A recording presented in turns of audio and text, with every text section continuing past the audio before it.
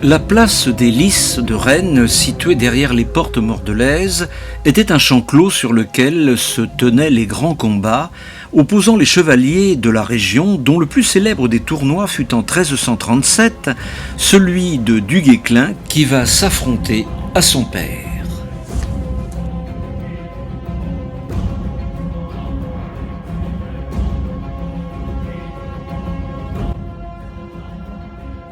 Rennes a conservé, malgré les siècles, un centre médiéval ancien constitué de vieilles demeures à pans de bois, dont certaines datent encore du XIVe et XVe siècle.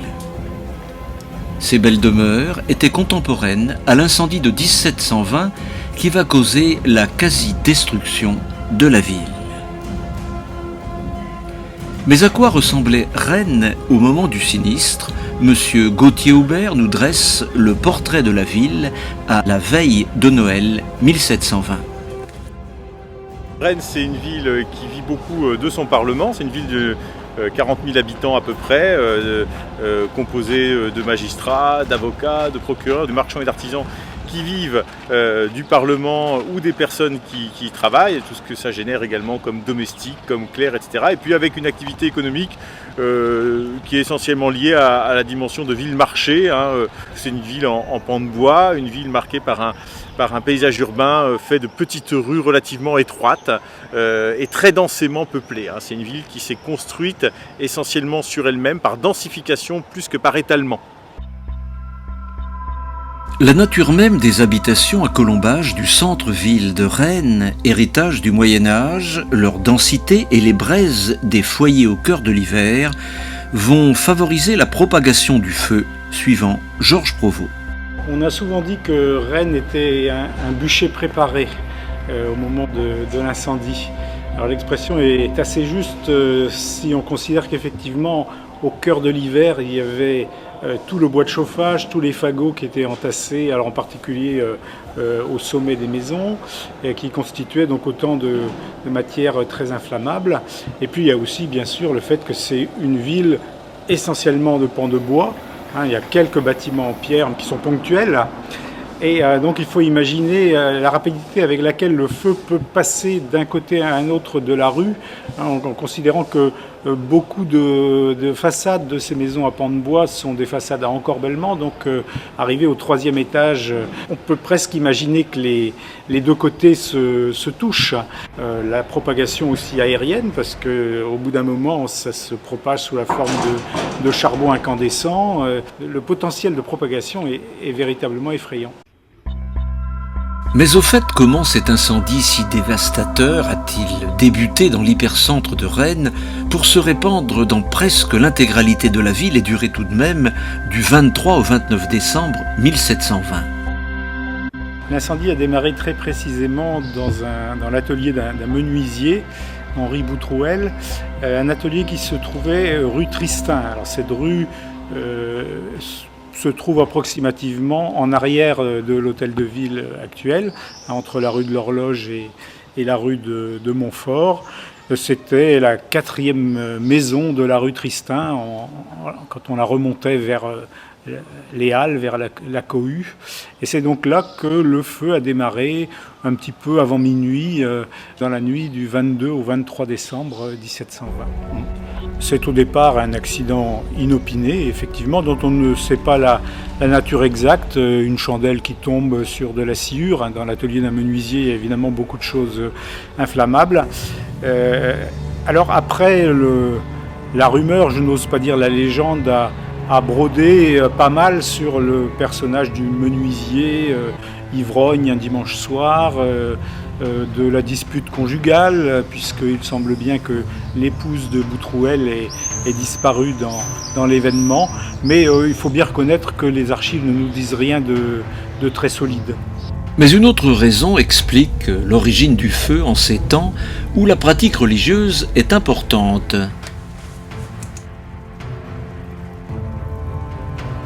Les contemporains vous auraient dit, au moins pour certains d'entre eux, que ce feu avait emprunté le chemin d'une croix, puisqu'ils avaient vu derrière cette catastrophe la marque d'une colère divine.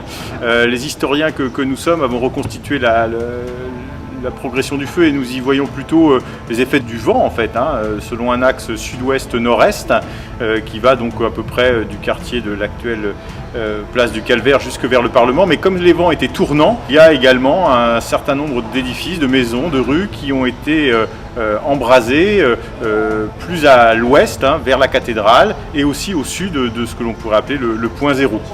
Mais en dehors du présidial, le tribunal de justice et la cohue qui étaient les halles de l'époque, un autre symbole de Rennes va partir en fumée. La destruction qui a certainement le plus marqué les Rennais, c'est celle du Gros Horloge, qui était donc un beffroi et une horloge qui était implantée sur une ancienne tour. Et donc les Rennais en étaient extrêmement fiers, c'était le symbole de la ville. Il y avait une cloche monumentale dont Rabelais avait parlé. Et donc c'est vraiment la perte majeure dans les bâtiments publics. Et surtout, il n'y a eu ni église, ni couvent à être véritablement détruits. Et c'est vrai que les contemporains y ont vu un signe. L'incendie du Vieux-Rennes semble ne pas avoir été stoppé. Les archives indiquent même que des soldats et des artisans ont tout fait pour propager le feu afin de voler les habitants. Les contemporains ont beaucoup insisté sur le fait que des artisans, des gens du peuple, mais aussi des soldats qui étaient présents en quartier d'hiver dans la ville auraient sans cesse rallumé le feu de manière à pouvoir piller les bons habitants. Alors qu'il y ait eu des actes malveillants semble assez probable, qu'il y ait eu une telle intention de nuire le semble beaucoup moins. En revanche, ce que l'on peut voir, c'est que cette accusation un peu forcée sert sans doute à masquer les égoïsmes de bien des habitants, égoïsme que l'on peut aussi comprendre par la panique suscitée par cet incendie soudain qui arrive la nuit, ce qui génère forcément plus d'inquiétude, qui se traduit par des encombrements dus à l'évacuation des biens, des personnes, des familles dans des rues relativement étroites, ceci ajoutant à la panique. Et puis un détail qui a été relevé par notre collègue historien australien David Garriock, c'est que cet épisode est apparu non seulement de nuit, mais la nuit du dimanche au lundi. Or, traditionnellement, on sait que le monde des artisans, sur lesquels on compte beaucoup pour arrêter les feux, et notamment les artisans qui travaillent dans ce qu'on appellerait aujourd'hui le BTP, eh bien, ont pu, lors du dimanche, aller au cabaret et être de ce fait, d'une alcoolisation un peu poussée, moins réactif au moment où justement on a besoin d'eux. Donc si on met bout à bout la panique, la surprise, le fait que les gens sur qui on compte sont un peu moins présents qu'ils ne pourraient l'être, à une époque où il n'y a pas de pompiers, eh bien tout ça mis à bout permet de comprendre. Les bons bourgeois de Rennes, qui souvent n'avaient pour principal bien que ces maisons de bois que nous connaissons encore, ont rechigné à voir leurs maisons être abattues. Parce que finalement, le grand moyen d'arrêter un feu, c'est d'abattre les maisons, ou à tout le moins les décoiffer. Et on sait par quelques témoignages que beaucoup d'entre eux ont essayé de faire pression sur les autorités pour que leur propre maison ne soit pas abattue.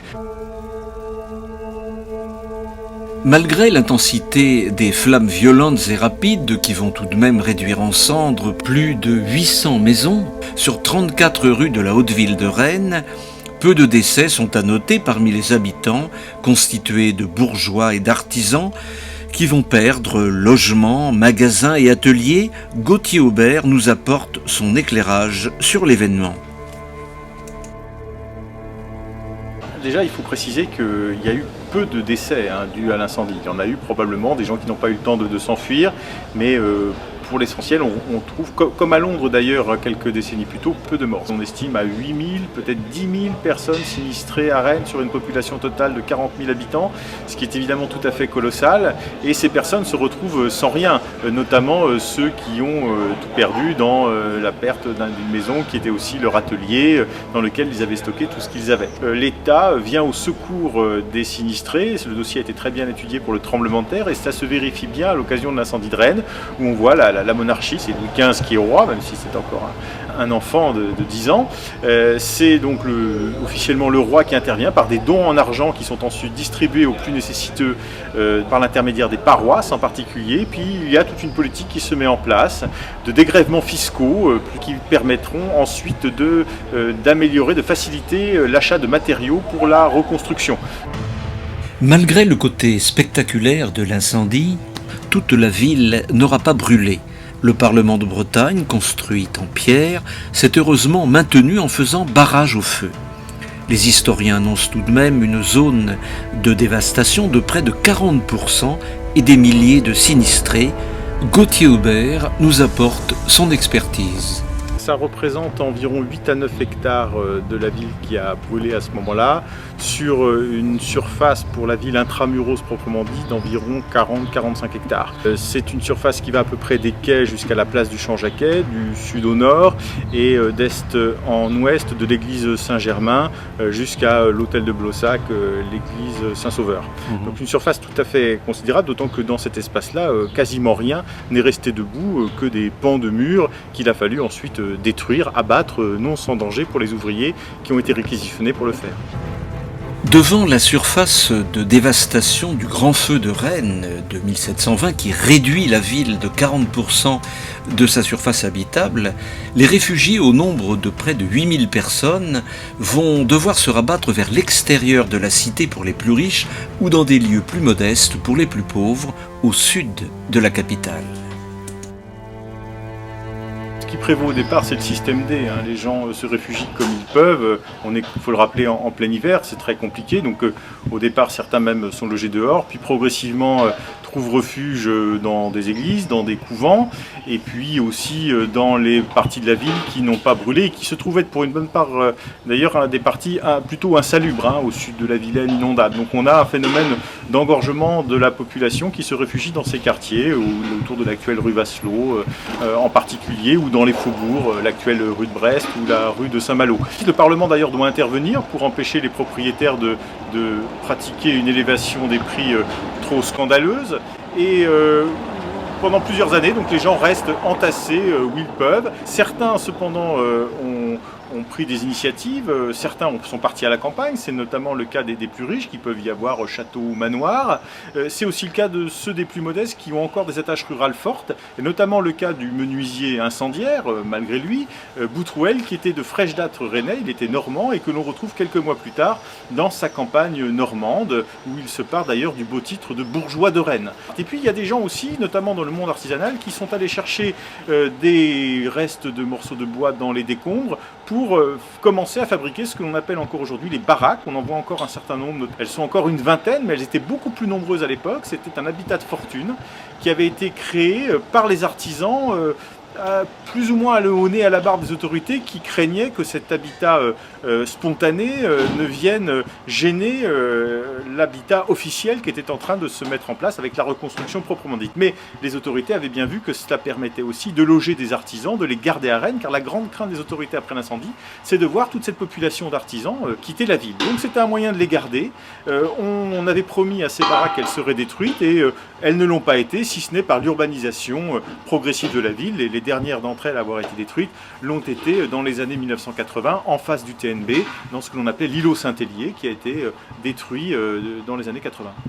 On compte aujourd'hui dans les 370 maisons à pans de bois dans le centre de Rennes, et la moitié d'entre elles sont antérieures à l'incendie. C'est vrai que les villes, à partir de la fin du Moyen-Âge, se sont massivement construites en pans de bois. C'était le moyen le plus rapide, le plus économique de construire dans un contexte urbain. Et c'est encore plus net à Rennes, parce qu'à Rennes, on n'a pas de bonnes pierres de construction à proximité. Il y a des maisons du XVe siècle, quelques-unes qui subsistent jusqu'à nos jours. Il y a surtout des maisons du XVIe et du XVIIe.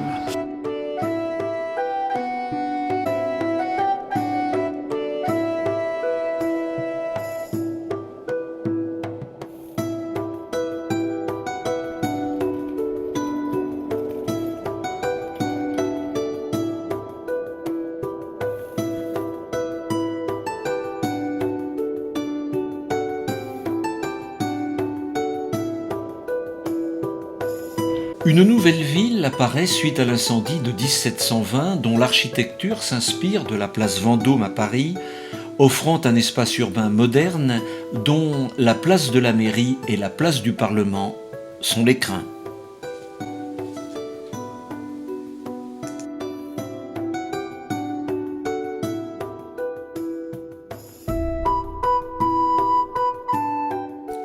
Cependant, cette restauration augmente les inégalités entre la haute ville et les quartiers épargnés situés dans la ville basse.